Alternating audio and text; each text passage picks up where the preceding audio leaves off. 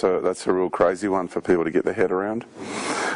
It's funny because you can talk about having contact with ETs, but if you actually tell people that you get taken to the moon, then that's insane and that's crazy. It's kind of like you can tell people that you've, someone has come along and picked you up and taken you for a ride in their car, but don't ever tell them you went to a shopping centre, because that's nuts, if you know what I mean. The moon was a really interesting experience because I was lying in bed and all of a sudden I woke up fully awake, fully alert instantly, and I was under the guidance of my higher self, and my higher self, not with a voice in my head, just energetically, it's a knowingness, was to turn over and lie on my stomach. And so I did that, and within a few minutes I was then levitating up off my bed, and I levitated backwards and then turned around and started heading towards a window. And as I went through the window, I opened my eyes and looked down, and there's a little guy about this tall looking up at me, dark olive green skin. He's had eyes like ours, but the eyes, the sockets were round. They weren't elliptical like our eye sockets. And he smiled at me, and he had lots of little teeth. He was like a little monkey guy, but with no fur. So he had a sort of a round head about this big and really skinny body and legs. And I blanked out from there. And because I started heading towards a ship, and I was like half out the window, so I was like through the window, if you know what I mean. That was quite an experience. And then I blanked out from there. Next thing, I was on a table and I was inside the moon. There was a knowing I was inside the moon. So these are little worker guys that came and took me to the moon. And I was on the table, and the energy field was really, really intense. But this time, because I know I've been there before, I actually got up off the table. More of myself became present, more of my higher self and my essence was in my body. And my personality of George was kind of not running the show at all. It was my greater essence that was now taking control of the situation. And so I got up off the table. These little guys just ran for it because they were terrified, because I'm not meant to get up off the table. And I could feel this heat all over my body, about 2, 3, 4 inches off my body. There was this radiant heat because it was their energy beams beaming onto me to cripple me, to paralyze me and disable me, and my essence was protecting me. And so I got up off the table and I just started walking around. I actually ended up walking through walls, and what I was following was that the technology was no longer stopping me. That fell away, and then I felt the energy field of an individual being. And so I followed that energy field, that energetic stream, because I was actually seeking out the head person in the moon. And I got to like a translucent wall between me and him. And he was standing on the other side of that wall, and he was just totally defeated. He was standing and he was just slumped. He had really long blonde hair, and he wore like black sort of clothing, long flowing gowns. And he was totally defeated. And I said, so now do you understand? And he went, yeah. And I walked through that wall, and I embraced him and I hugged him. And the message was that I was giving him was that when we as humans want to activate, when we activate ourselves, there is nothing that they've got that can stop us. So that was kind of a bit of a shockwave that went through the empire at that stage, because, you know, when we really do get going, there isn't anything that can stop us. So that was a really incredible experience, very empowering. Now, tell me, in terms of time frames, so how long ago was this event? It was about, I would say it was about 2004. I don't have the exact memory of when it was, because I've had a lot of experiences since, and my memory has been screened so many times. So I would say about 2004. And you were saying that you know that you had been there before to the moon. Yeah. Tell me about knowing, what's the moon like from that perspective? What is it that says this is the moon? How do you know? How I knew was that the energy of the place and the beings, and it's like when you're in the presence of your higher self, you're accessing much greater knowledge. So it's it's a knowing. It's just there. It's a presence, and it's a knowing. You know exactly where you are. You know what you're doing. You have clarity of the situation, and yeah, it's just a knowing. It's hard to explain. Can I ask you, have you ever seen any other human beings on the moon when you have had these kinds of experiences in the past? Are you always the only human, or are there other human beings? No, there are other humans on the moon, and the ruling elite. Some members of the ruling elite go there for holidays. And you've encountered them in the same kind of outer body or dream type? It wasn't out of body or dream. My physical body was taken to the moon. Okay, so yeah. You're physically embodied. Yeah. Tell me more about the beings. You said there was a small being who watched you at first. They all looked the same. Yeah, they're like little worker guys, little. You know, there's an old folklore tale saying little green men from the moon, you know, and I wondered about that, and it really is, yeah, I now understand where that folklore story actually came from. You described the dynamic between yourself and these extraterrestrials as a challenge or a struggle, in the sense that you're reclaiming your autonomy before them was an important part of this story. Your independence, your will to do as you wish, even under those conditions. Would you describe all of the encounters with these beings as that sort of same kind of antagonism? Like, you know, there's a power dynamic, they're trying to control you in a way? Yeah, well, this particular group is controlling the human race in a really, really big way. The moon is the mechanical device, and the energetic and technologies that are based on the moon are influencing and affecting and controlling humanity in a really great way. So the role I'm playing here was to, you know, be taken to the moon and to give those guys a message, just to send them a message to say, hey, you know what? We're actually letting you do this to us. And when we activate, there isn't anything you can do that can stop us. Tell me more about their methods of control and the technologies that they're using from the moon. Well, what they've got is like this interesting bioorganic computer with very powerful artificial intelligence in it, and it actually monitors all our thoughts. All of our brains are plugged into an invisible internet that you cannot see, and all our brains are biological computers, biological transceivers, and so it monitors all your feelings, all your thoughts, feelings, emotions, all our insecurities, and we're tracked individually by our basic frequency. Every person's got their own frequency that they emanate, so they don't need a tracking device of any kind. It's just our actual frequency emanation that is our individual identity, an identification tag, you could put it this way, and that's how they track us. So if they want to influence somebody in a particular way, they can just focus on that frequency. It's kind of like you look for an IP address, I suppose, on our level of internet that we have here, and then, you know, that's where the focus goes, because that's where the address is. So it's the same thing, same principle. You know, we have our unique frequency, which is our location address, and then inside the matrix, and then they can influence people. They can beam specific energies into a person. Tell me more about their long-term agenda. Why do they want to control us? What is their objective? The reason why they want to control us is because they see us as a resource, and they want to continue to feed off us, because we access more life force than any other race in the universe, because we are a fractal of the universe itself.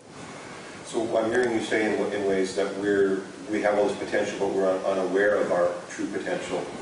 And through these challenging experiences that you've encountered, it's been part of an awakening for you? It's been part of a big awakening for me, and the ultimate story about all this is that we came here to this planet and we actually allowed them to do this to us. So from a much higher perspective now, looking at it, is you could say what we call the forces of darkness and limitation. We let them come here and do this to us because we wanted to be challenged by them. So in a kind of weird sort of way, they're in service to us. They don't see it, sorry to cut you off, but they do not see it that way, of course. They do now, some of them, at the top. They do understand that, and they do see it that way. There are members within that structure that do have quite a bit of wisdom and understand what's going on, but there are many others that are just so blinded by their own ego and their own self-serving glamour that they just don't see it that way, and they see us as really pathetic, lowly humans and just a resource to be fed off. Going back to your point earlier that it's in our interest to accept this challenge and to overcome it. Tell me more about that. This position that we're in, that we're not claiming our potential. Give me more more about that. Yeah, we are actually in the process of reclaiming our sovereignty. So it's gotten to the point in time in the evolutionary cycle, for want of a better term, but it is a life cycle, and we're right at the very end of this life cycle, and now we're in the process of reclaiming our sovereignty. And you can see it's this revolution that's taking place all around the world, this awakening from within, and it's a really beautiful thing. And we're reclaiming our individual sovereignty, we're reclaiming sovereignty on a collective human level, and we're reclaiming sovereignty over this planet. This is our planet, not theirs. This is our home. Great. All right. I've met my 10-minute requirement. Do you have any additional comments that you'd like to add before we move on? Well, I would just like people to know just how powerful we are. We truly are universal creators of love and light in the making. We're about to graduate and become and achieve our intended outcome.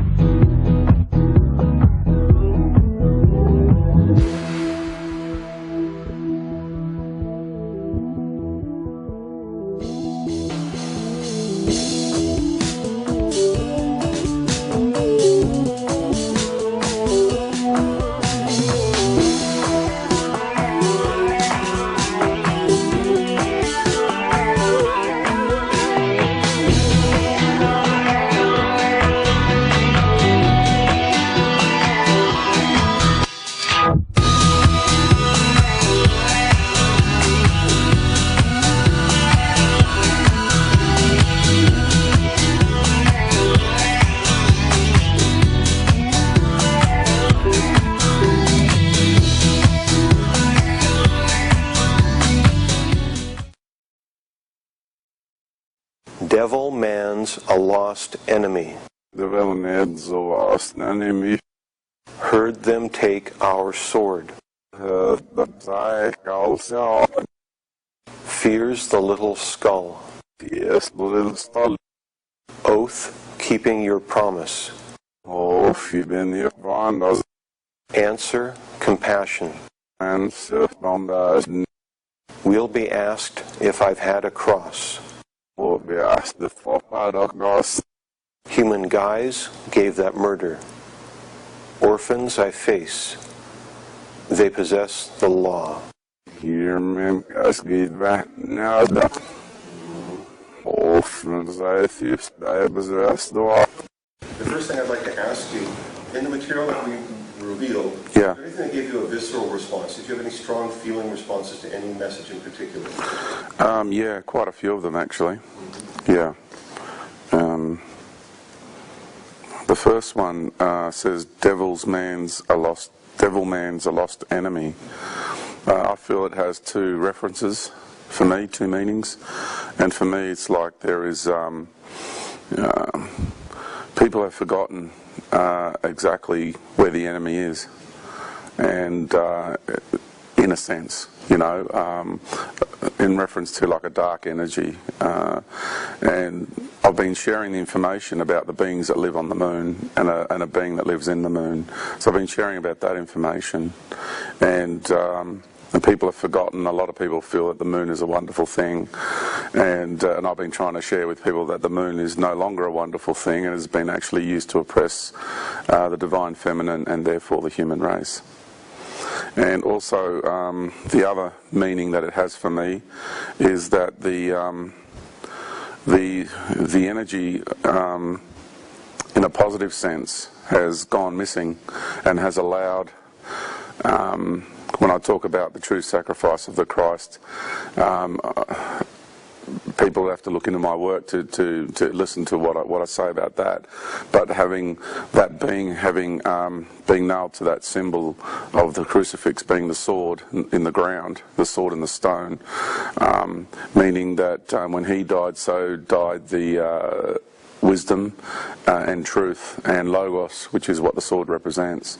And so it was the male, the good male energy, taking a step back and allowing darkness to ravage the divine feminine here. So that's what that references to, that the devil, so to speak, for want of a better term, has its enemy has gone missing, because the true sacrifice of the Christ was for him to die a man and enter the reincarnational cycle.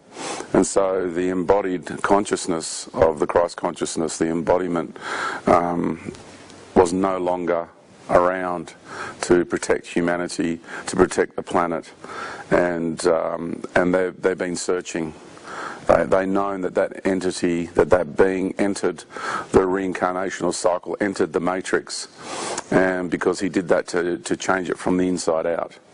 And so he entered what's known as the matrix of the behest, and has been reincarnating ever since. That's my understanding. That they're my knowings, and they've been looking for this being for a very long time.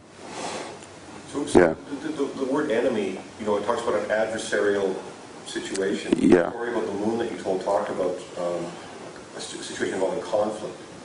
So it was an interesting theme. I think there's more.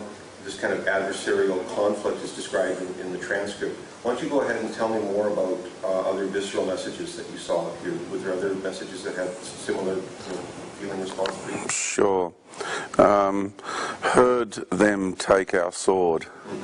That's very powerful, because obviously I'm wearing the sword symbol, and I say that I'm a sword carrier. There's many of us here on the planet. Each time someone speaks real truth, they're wielding the sword in that moment, so it's not really just an individual thing. Everybody's got it. It's not just about me who's got it. But for a long time we haven't had access to the real truth of life. And we haven't had access to the sword. When Arthur finished with it, he had to hand it back to the Lady of the Lake, the Divine Feminine, to keep it safe for us. And so, if you look at Helen of Troy, and she was the keeper of the sword. She was the keeper of the wisdom and the knowledge. And throughout the ages, it's been the feminine that's been the keeper of the knowledge, because the consciousness of this planet is feminine. It's the divine feminine energy. So the gatekeepers from this reality into the true light are women, are the gatekeepers. That's why you have the secret women's business in the Australian Aborigines. That's why you have the medicine women of a lot of native cultures all around the world. They are the real keepers of the knowledge. So they did take our sword, and we are now in the process of retrieving it. All right, very good. Give me more. What's another visceral message for you? Okay. Oath keeping your promise. That is, for me, very, very significant. Because if people look back over my talks, I often say that they've forgotten the agreement that we had with them, meaning the forces of darkness and the forces of limitation, that the agreement was that we will let you come here and do this to us. And they've forgotten that agreement. And now that we're telling them it's time to go, they don't want to let go. They're addicted to us. They're addicted to feeding off us, and that's the situation. They've forgotten the promise that they made, that they would come here and they would challenge us in their way they have for a certain amount of time, and then they would have to go. And for me, that is really spot on. Oath keeping your promise. It's the forgotten promise. Keep going. Is there any more visceral? Oh, of course there is, yeah. Okay, answer, compassion. Yeah, for us the answer is compassion. If you see, we contracted these beings to come and do this to us from a much greater aspect of, we were talking about the collective human soul here, so the collective human soul needed to be challenged. So we needed these forces of darkness and limitation to come and challenge the collective human soul. So we all wanted this challenge here. And the answer to these guys' compassion, it's not to treat them now with aggression and hostility and resentment and all those sorts of things. What we're being taught here is to love one's enemy. And we're teaching them the same thing. We are teaching them that we love them no matter what they have done to us, we will always love them. So the answer for us to be free from this matrix, to be free from oppression, both physically and spiritually, is compassion. That is definitely the answer. So if I could ask you just to, while we're here at this point in the transcript, to step back now, the context in which the messages were revealed was the story about the moon and your voyage to the moon. Yes. And the conflict that you faced there. Yep. So can you help me to frame, the adversary, the enemy, reclaiming your sword, and a promise, like in terms of an agreement, in terms of the entities on the moon that you were interacting with in that situation when you asserted yourself? Yeah, because I've got a great deal of responsibility here. I'm part of the Syrian Council and I'm part of the Galactic Council, and I've come to incarnate. There's many beings here that are playing those roles here. All the hierarchical structure, all the management team of this galaxy, and all the star systems and many races out there. Everyone's incarnate here right now. So I'm just playing my little role in the greater scheme of things.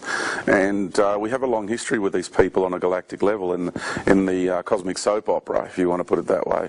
And so these are kind of like, we've been at loggerheads in many realities, in many domains for a very long period of time, and so we're just sorting ourselves out in this reality, in this domain. So I needed to go to the moon, and they've taken me there many times and they've done some really horrible and unsavory things to me, and this time I didn't allow that to happen because I activated my greater essence.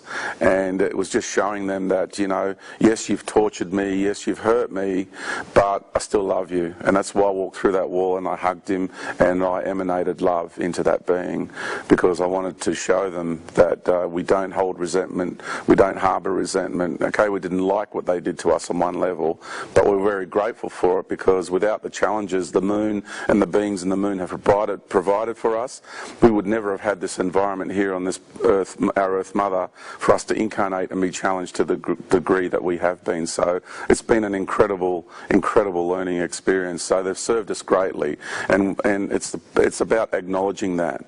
It's about not being childish about it and being reactive to someone that does something negative to you. It's about being a being of great wisdom and understanding what negativity means and how it serves us. Let's continue if we can. Yeah. Got answer, compassionate. These other two, if anything was visceral for you. Yeah. Well, next one is, will be asked if I've had a cross. Well, for me, I get emails and things. Some people think, I'm the Christ and all that. I just say to people, I don't want to play that game. And, there's about at least 150,000 Jesus Christs on the planet at the moment. So I say to people, it will be revealed when the time comes. When the veil lifts, everybody's going to be able to identify who that being is on the planet, and all will be revealed, and that being will be known. And the last one, is there anything? Yeah, human guise gave that murder. Orphans I face, atheist, they possess the law. They possess the law. Yeah, human guise, that for me is a really good one, because they've managed to infiltrate the human race and put their people under the guise of the human form in positions of power in order to control us. So I think that, for me, that speaks volumes in that area there. Because it's the human guise that has been issuing the orders for wars in the past, and so and things like the Inquisition and things like, the murders that have taken place on our planet throughout the ages under the control of these entities has just been horrendous. So the human guise that gave that murder, for me, that's how I see that statement. Yeah. And then orphans, atheist, they possess the law. It's not what I heard. I heard that orphans, atheist, I possess the law, meaning that I possess the law, you possess the law, and it's to all the people that are atheists and all the people that are the orphaned one. I don't quite No, yet, but the atheist one to me, in that we possess the law, is really, really important. Each one of us possesses the law, and it's not LAW law, it's LORE law, because law, LORE, is the natural unfoldment of life, whereas LAW is a synthetic authoritarian construct which is overlaid over the top of the natural order of life. So I've gone from universal law LAW to universal law LORE because now I'm just flowing with the natural unfoldment of life, and that is far more powerful, that type of law, than the LAW, because the LAW one is based on fear and authoritarianism, where LORE is based on authenticity and natural emanation of one's essence, of one's self, and of one's expression of life and unfoldment of life, with total unity and synchronicity and harmony and love with everything and everyone around the self. Well, this was the end of that transcript, but I felt that in some ways it sort of, it opened avenues into exploration. In other words, there wasn't anything final about this transcript. It just seemed that it offered insight into some different levels of the storytelling that you were sharing, at least from my perspective. Yeah.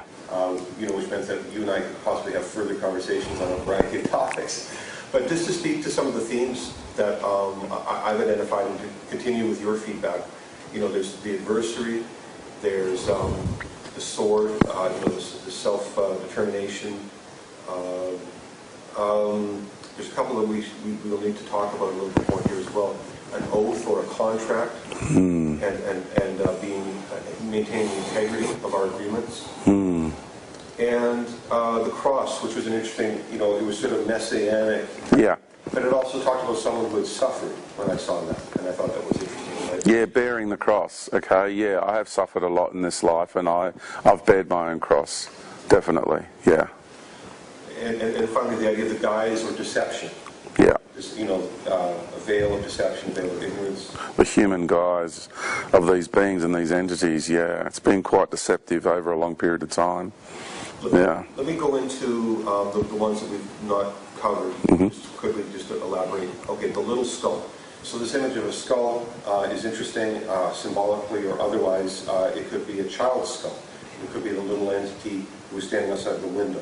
It could be a symbol, or it could be, or could represent something. Crystal skull, maybe.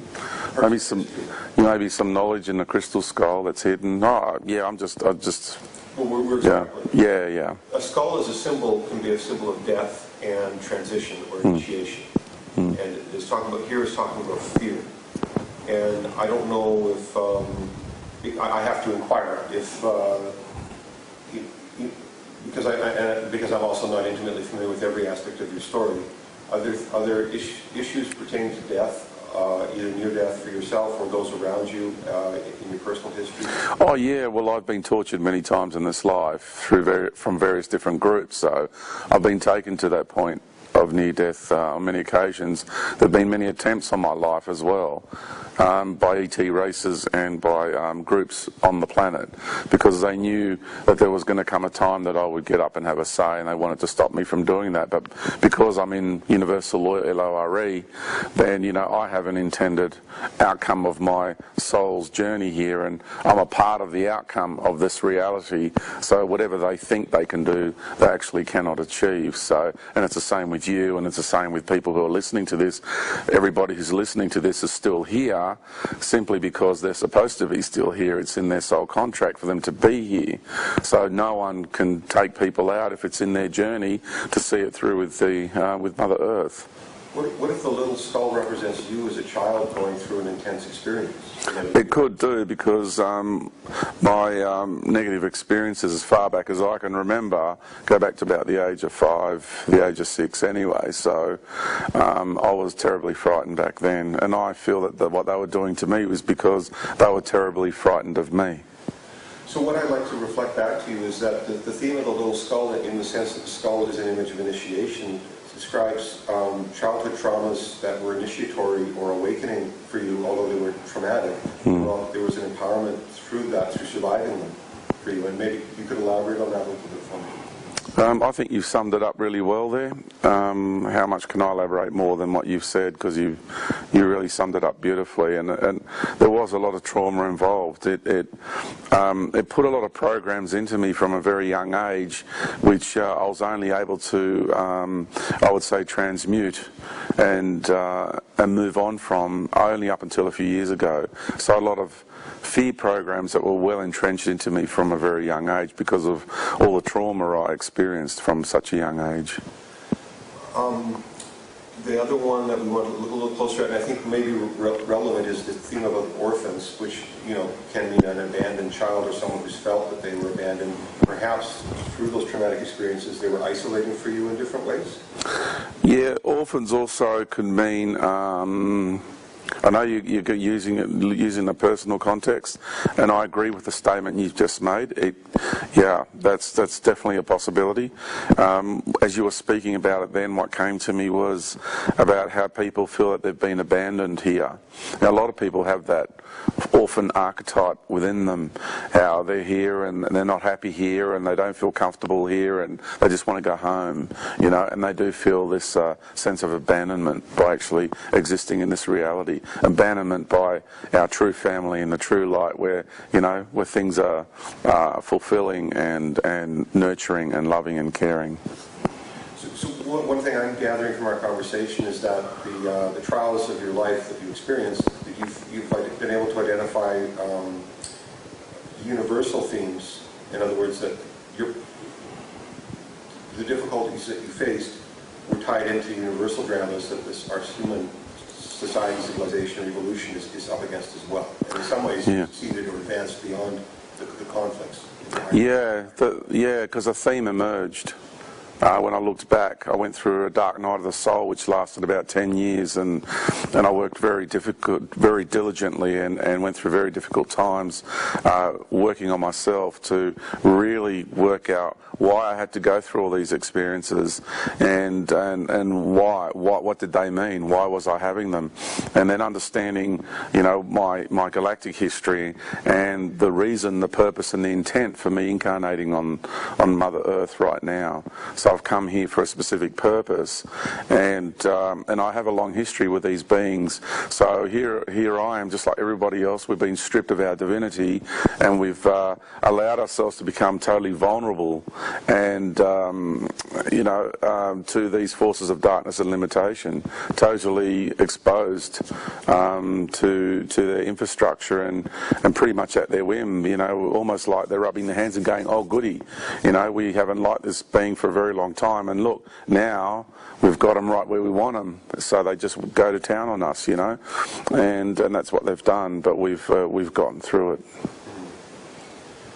There's a couple of areas I want to cover, but first, before I do that, I wanted to ask you, in terms of our transcript, in terms of our conversation, and what's come from this at this point, is there any more comments that you'd like to add in a synopsis or overview that you'd like to I don't know much about reverse speech, and I must say I'm incredibly impressed. Even if there's, you know, if there was negative things to come out, it wouldn't have bothered me. It would have been a really good learning curve for me. I have nothing to hide, and I'm glad that you gave me this opportunity. I really am very grateful. And if it's done anything for me, it's solidified and confirmed more than ever my life, what I've had to go through, and the role that I'm playing. So I really do appreciate it, and the depth and the insights that you have, the techniques that you use, because there's a lot of others who have tried this reverse speech thing, and I don't know much about it, but somebody else did some reverse speech on me, and I didn't feel that what they had said resonated with me, and it was on a shallow level, but your insights are very deep, like really deep, very insightful, and I want to thank you. It's been incredible learning experience for me too.